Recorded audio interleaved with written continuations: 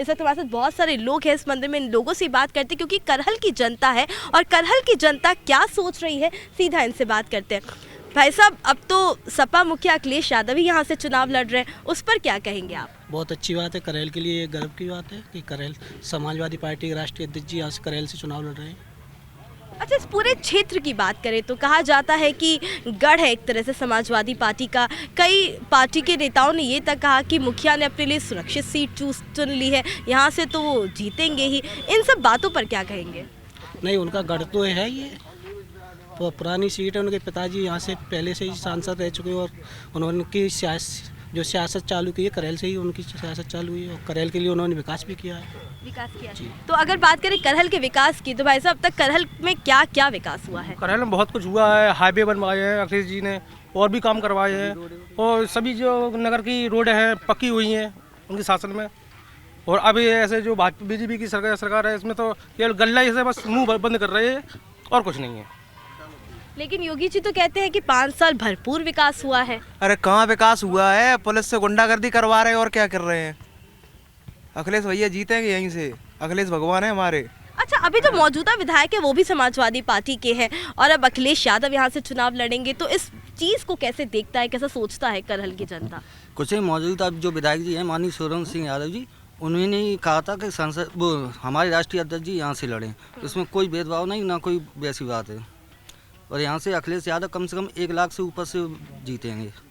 अच्छा, उनके पिता की लंबी राजनीति पारी रही है, इस पूरे क्षेत्र से राजनीतिक अनुभव उनका यहाँ पे रहा है, यहाँ से पढ़ाई की, यहीं पे शिक्षा भी यहीं पे दी, इंटर कॉलेज में। कुश्ती भी कहते हैं कि यहीं पे उन्होंने कुश्ती की शुरुआत की। ऐसे में अब जब बेटे यहाँ से चुनाव लड़ेंगे तो आप जनता क्या सोचती है? जनता समाजवादी पार्टी को ही वोट देगी। अच्छा, हाँ, अखिलेश भैया को यहाँ से विजयी बनाएगी। अच्छा, ये यहाँ पे गढ़ है चूंकि यादवों का, क्योंकि सोच वैसी है इसलिए, या फिर मतलब योगी ने तो कहा विकास किया उन्होंने यूपी का, वो तो कहते हैं कि महिलाएं अब सुरक्षित हैं, यूपी में गुंडा राज खत्म हुआ है, तो ये सब भी तो विकास के पैमाने हैं। तो गुंडा राज खत्म हुआ है, वो तो अखिलेश भैया की सरकार आई तब भी ऐसा ही होगा। अखिलेश भैया की सरकार 5 साल चली तब कहाँ गुंडा राज हुआ है? महिलाएं सुरक्षित मतलब सब रहे। अखिलेश भैया की सरकार में भी रहे, अब भी रहेंगे, अखिलेश भैया की सरकार आएगी तब भी रहेंगे। अब वो ज़माना नहीं है, अब ज़माना बदल गया है। अखिलेश भैया की सरकार में भी ऐसा सब सुरक्षित रहेंगे, कोई दिक्कत नहीं होगी किसी को, और सरकार अखिलेश भैया की आएगी।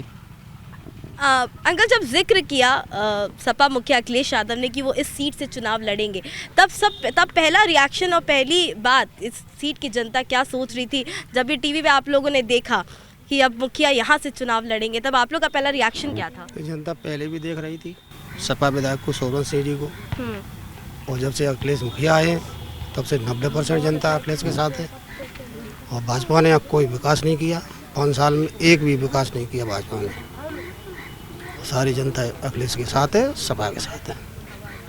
अच्छा, आप लोग के इस बार मुद्दे क्या हैं? क्योंकि चुनाव की हम लोग बात कर रहे हैं, आप लोग क्या देख रहे हैं? आप करहल की जनता क्या चाहती है? 5 साल करहल की जनता को क्या मिला और अब क्या अपेक्षा करती है? योगी सरकार में हम लोगों को, करहल की जनता को, या फिर ये मान लीजिए करहल विधानसभा को यहाँ कुछ नहीं मिला है। सिर्फ यहाँ पे ये मान लीजिए कि केवल हमारे साथ सौतेला व्यवहार किया गया है और कुछ नहीं है। और जब जो भी अखिलेश भैया के यहाँ मतलब राज्य में जो भी हुआ है, सरकार में हुआ है, वो पहले से यहाँ डेवलपमेंट हो चुका है। आगे से यहाँ करहल की जनता को कोई ज़रूरत नहीं है। और जो करहल विधानसभा है, ये एक विधानसभा नहीं, समाजवादी परिवार है। यहाँ जो भी यादव वोटर है वो सब समाजवादी परिवार से जुड़ा हुआ है। हम लोग सब समाजवादी परिवार से ही हैं। और रहा सवाल इस बात का कि अखिलेश भैया का जीतने का, तो यहाँ हमारे यहाँ 1,44,000 समथिंग यादव वोट जो है वो सारा का सारा एक मुश्त अखिलेश भैया को जाने वाला है। और उसके बाद जो 50% है उसमें भी 5% वोट छिटक सकता है जो कि बीजेपी को जा सकता है।